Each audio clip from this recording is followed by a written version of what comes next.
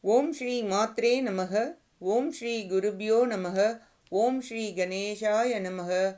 ஓம் ஸ்ரீ சுப்பிரமணிய சுவாமினே நமக. ஓம் நம சிவாய சிவாய நமக. திகடச் சக்கர செம்முகம் ஐந்துலான் சகடச் சக்கர தாமரை நாயகன் அகடச் சக்கர இன்மணியா உரை விகடச் சக்கரன் மெய்பதம் போற்றுவாம். அருவமும் உருவும் ஆகி அனாதியாய் பலவாய் ஒன்றாய் பிரம்மமாய் நின்ற ஜோதி பிழம்பு அதுவோர் மேனியாக கருணை கூர் முகங்கள் ஆறும் கரங்கள் 12 கொண்டே ஒரு திருமுருகன் வந்தாங்கு உதித்தனன் உலகம் உய்ய. அனைவருக்கும் என் அன்பான வணக்கம். கச்சியப்பர் அருளிய கந்தபுராணத்தில் இன்று காவிரி நீங்கு படலம். இப்படலம் அகத்தியரை பற்றிய பிரம்மஹத்தி தோஷம் அவர் சிவ வழிபாடு செய்ய நீங்கியது, இந்திரனுக்கு நாரதர் கூறிய உபாயம், விநாயகரை வழிபட அகத்தியரின் கமண்டல நீர் கவிழ்ந்து காவிரி ஆறு பாய்தல், விநாயகரின் திருவிளையாடல் ஆகியவற்றை கூறுகிறது. அகத்தியர் கொங்கு நாட்டிற்கு வரும் வழியில் வில்வலன் வாதாவி இருவரும் பல உருவங்களை எடுத்து ஆரவாரம் செய்தனர். அவர்கள் துர்வாச முனிவரின் புதல்வர்கள். எனவே அகத்தியரை பிரம்மஹத்தி தோஷம் பிடித்ததை அவர் உணர்ந்தார். உடன் அப்பாவம் நீங்க சிவலிங்க வடிவில் சிவபெருமானை மனதில் ஒன்றிய உணர்வுடன் கொங்கு நாட்டிலேயே ஒரு இருப்பிடத்தில் மகிழ்ச்சியுடன் வழிபாடு செய்தார். அப்பொழுது அங்கு தங்கி பலகாலம் வழிபாடு செய்ததால் பிரம்மஹத்தி தோஷம் விலகியது. அதே சமயம் நாரத முனிவர் மூங்கில் வடிவம் கொண்டு விளங்கிய இந்திரனை சந்திக்க, இவ்விடம் நலமாக உள்ளாயா என்று அன்புடன் நாரதர் வினவ, இந்திரன் வணங்கி தன் குறைகளை கூறினான். சிவபெருமானின் வழிபாட்டில் ஒரு குறை உள்ளது என்று வருந்தினான். அதற்கு நாரத முனிவர், சிவபெருமானின் திருவருளால் உன்னுடைய வானுலக அரசாட்சியும் மற்றவை அனைத்தும் வருங்காலத்தில் வந்து சேரும், மனம் தளர்ச்சி அடையாதே என்று ஆறுதல் கூறினார். அப்பொழுது நாரத முனிவர் இந்திரனுக்கு அகத்திய முனிவர் பொதிகை மலைக்கு வருவதையும், விந்திய மலையை பாதாள உலகத்துக்கு அழுத்தியமையும், வில்வலன் வாதாவியை அழித்தமையும் கூறினார். அவர் கையில் கமண்டலத்தில் நிலைபேறுடைய காவிரி ஆற்றினை இவ்விடம் வருதலுக்குரிய தன்மையில் செயல்பட்டால் உன் மனக்குறை நீங்கும் எனக் கூறி இந்திரன் மகிழ்ச்சி அடைந்து, நல்ல உபாயம் கூறியுள்ளீர் என வணங்கி, இப்பொழுதே காவிரி நீர் இங்கு வர பெரிய யானை முகம் கொண்ட விநாயகப் பெருமானை வழிபாடு செய்வேன் எனக் கூற விழுந்து அந்த செயலை பற்றி சிந்தித்தான். விரைந்து செய்வாயாக என ஆசி கூறி நாரதர் சென்றார். இந்திரன் ஒப்பில்லாத விநாயகப் பெருமானை சிறந்த முறையில் வடிவமைத்து வழிபாடு செய்தான். விநாயகருக்கு உகந்த பழங்களையும் வெள்ளப்பாகு கொழுக்கட்டையும் பலகாரங்களையும் பலவிதமான பிரசாதங்களுடன் அன்புடன் நைவேத்தியம் செய்து முறைப்படி வழிபட்டான். விநாயகப் பெருமான் மகிழ்ந்து அங்கு தோன்றி இந்திரன் விநாயகப் பெருமானின் திருவடிகளை தனது தலை படியுமாறு பணிந்து வணங்கினான். உம்முடைய வழிபாட்டினை ஏற்றோம், உனக்கு வேண்டிய வரம் யாது என்று கேட்டருளினார் விநாயகப் பெருமான். ஐயனே, எம் தலைவராகிய சிவபெருமானுக்கு வழிபாடு செய்ய பூந்தோட்டம் அமைத்தேன். அவை யாவும் வெப்பத்தால் வெந்து பொடியானது. அகத்திய முனிவர் கொங்கு நாட்டிற்கு வந்து சிவ வழிபாடு செய்து வருகிறார். அவர் கமண்டலத்தில் புன்னி என்று சொல்லக்கூடிய புண்ணிய நதி உள்ளது. அந்த நல்ல நதியினை இப்பூமியின் மேல் கவிழ்த்து விட்டால் அது இந்த பூந்தோட்டத்தினை வந்தடையும், என் கவலையும் தீரும் என்றான். இதனை செய்வோம் என்று கூறி கருணையே வடிவமான விநாயகப் பெருமான் காக்கை வடிவம் கொண்டு அகத்தியரின் பக்கத்தில் இருந்த கமண்டலத்தின் மீது அமர்ந்தார். அகத்திய முனிவர் அக்காகத்தை பார்த்து கையை தூக்கி துரத்த, குளிர்ந்த நீரை உடைய கன்னியே, அகத்தியர் உன்னை நோக்கி கை காட்டி இசைவு தெரிவிக்கிறார், கமண்டலத்திலிருந்து நீங்குவாயாக என்று கூறி அருளினார்.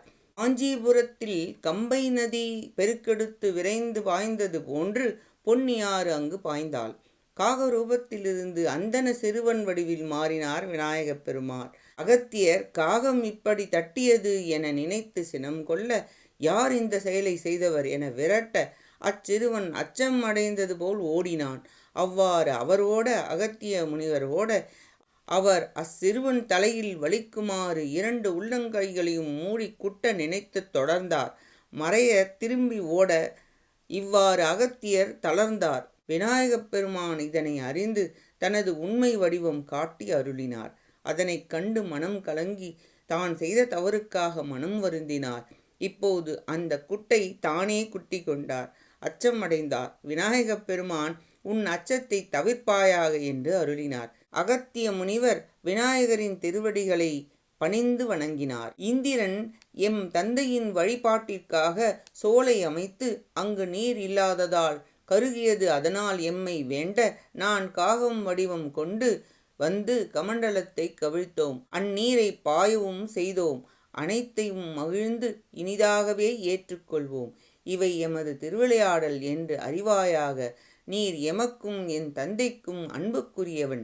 வேண்டிய வரங்களை கேள், தந்தருளுவோம் என்றார் விநாயகப் பெருமான்.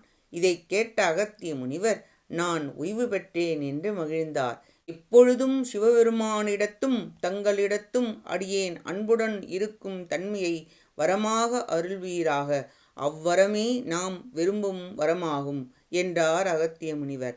இப்பொழுது அடியேன் செய்தது போல் இனி முறைப்படி நெற்றியில் 2 கைகளையும் வெறுமனே மூடிக்கொண்டு குட்டிக் கொள்பவர்களின் குறைகளை தாய்போல் வந்து களையும் அருள் புரிவீராக என்றார். தந்தோம் என்று அருளினார் விநாயகப் பெருமான். இன்னும் வரங்களை இயம்புவாயாக எனக் கேட்க என் கமண்டலத்திலிருந்து அனைத்து நீரும் சென்றுவிட்டது. கமண்டலத்தில் நல்ல நீரை அருள வேண்டும் எனக் கேட்க தன் துதிக்கையில் இருந்து காவிரி ஆற்றின் வானத்தில் உலவும் பெரிய மேகம் ஒன்று கடலில் விழுவது போன்று துதிக்கையை நீட்டி கமண்டலம் கொள்ளுமாறு நீர் நிரப்பி வழிய அந்நீர் பூமியில் பாய்ந்து சென்றது. கமண்டலம் நிரம்பியது. என்னே இப்புதுமை என்று கண்டு வியந்தார் அகத்திய முனிவர். இவ்வாறு யாரால் செய்ய இயலும்? திருமால் முதல் அனைத்து தேவர்களுக்கும் வரங்களை தரும் முதன்மையானவரும் பிரணவப் பொருளாகவும் உள்ள எம் தலைவராகிய விநாயகப் பெருமானால் இது கடினமல்ல என புகழ்ந்து எனக்கு இனி எந்த குறையும் இல்லை. காவிரி பாயவும் கவிழ்ந்த நீரினை கமண்டலத்தில் நிறைத்தும் உதவினீர். நான் ஓய்வு பெற்றேன். உங்களை நினைக்கும் பொழுதெல்லாம் மறக்காமல் வந்தருள் புரிவீராக என்று வேண்டினார் அகத்திய முனிவர். அப்படியே ஆகுக என திருவருள் புரிந்தார். பின் மறைந்தருளினார். அகத்தியர் மிகவும் அதிசயம் அடைந்தவராய் உயிருக்கு உயிரான சிவபெருமானையும் விநாயகப் பெருமானையும் துதித்து காவிரி ஆற்றின் அலைகளை ரசித்து மகிழ்ந்து விளையாடலை நினைத்து உணர்ந்து கொங்கு நாட்டிலிருந்து தென் திசை நோக்கி விரைந்து சென்றார் என கூறி காவிரி நீங்கு படலம் நிறைவடைகிறது. அடுத்த பதிவில் திருக்குற்றாலப்படலம் பற்றி பார்ப்போம்.